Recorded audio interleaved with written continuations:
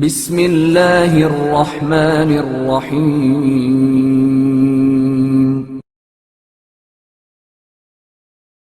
عاقبت نااندیش نوجوان۔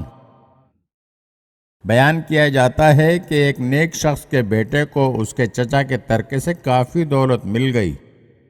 اگر ڈھنگ سے خرچ کی جائے تو دولت خدا کا انعام ہے، لیکن اس نادان نے مال مفت دل بے رحم والا معاملہ کیا، دن رات لہو و لعب میں مبتلا رہنے لگا اور ساری ناجائز باتوں کو اپنے لیے جائز قرار دے لیا۔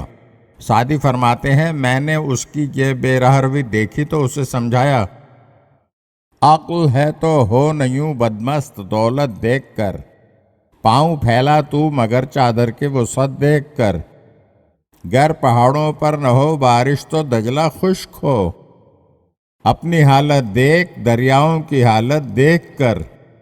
لیکن اس بدعقل اور عاقبت نااندیش نے میری نصیحت پر توجہ نہ دی۔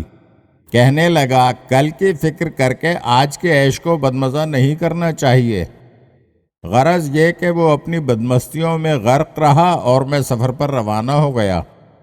ایک عرصے کے بعد لوٹا تو اس بدنصیب نوجوان کو اس حالت میں پایا کہ وہ ذلت کی خاک پر بیٹھا گدڑی میں پیون لگا رہا تھا اور کشکول گدائی پاس رکھا تھا۔ اس حکایت میں حضرت سعدی نے فضول خرچی اور لہو و لعب میں مبتلا ہونے کی مذمت کی ہے۔ حقیقت یہ ہے کہ کنجوسی سے بچنا اور فضول خرچی کی مضرتوں سے آگاہی زندگی گزارنے کا زرعی اصول ہے۔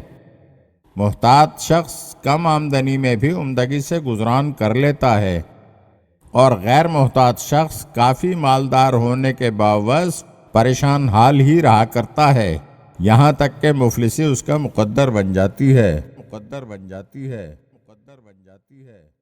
اگر آپ ہمارے چینل کی نئی ویڈیوز دیکھنا چاہتے ہیں تو ہمارے چینل کو سبسکرائب کریں اور گھنٹی کے بٹن کو دبائیے تاکہ ہر آنے والی ویڈیو آپ کو جلد موصول ہو سکے۔ اور ہاں، لائک اور شیئر ضرور کیجیے اور اپنے قیمتی کمنٹ سے ہمیں آگاہ کیجیے۔